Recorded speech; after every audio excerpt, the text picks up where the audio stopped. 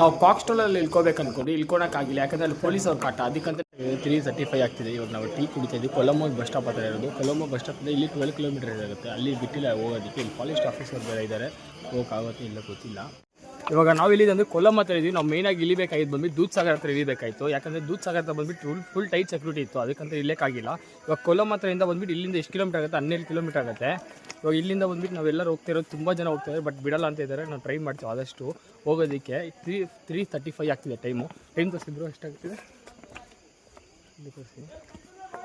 ನೋಡಿ. ಟೈಮ್ ಬಂದ್ಬಿಟ್ಟು ಎಷ್ಟಾಗ್ತಿದೆ ಅಂತ ಹೇಳ್ಬಿಟ್ಟು 3:44 ಆಗ್ತಿದೆ. ನೋಡ್ಬೋದಲ್ಲ, ನನ್ನ ಜೊತೆ ಇನ್ನೊಬ್ರು ಇದ್ದಾರೆ. ನಾವು ಹೋಗ್ತಿರೋದು ಏನು ಗೊತ್ತಾ, ನಾರ್ಮಲ್ ರೋಡೆಲ್ಲ ಹೋದರೆ ಏನು ಭಯ ಇರೋಲ್ಲ. ನಾವು ಹೋಗ್ತಿರೋ ರೋಡ್ ಬಂದ್ಬಿಟ್ಟು ಜಲ್ಲಿಕಲ್ಲು, ಟ್ರೈನ್ ಬರುತ್ತೆ. ಈ ಜಾಗದಲ್ಲಿ ಬಂದ್ಬಿಟ್ಟು ಟ್ರೈನ್ಗಳು ಬರುತ್ತೆ.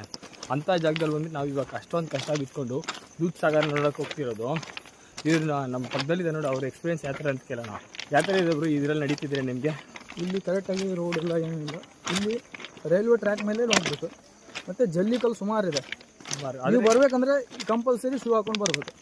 ಟ್ರಕ್ಕಿಂಗ್ ಶೂ ಕಂಪಲ್ಸರಿ ಬೇಕೇ ಬೇಕು. ಬಟ್ ಈ ರೋಡಲ್ಲಿ ಮಾತ್ರ ಈ ಥರ ನಮ್ಮನ್ನ ಅಲೌಡ್ ಮಾಡಲ್ಲ ಪೊಲೀಸವರು ಆಗಿರಲಿ.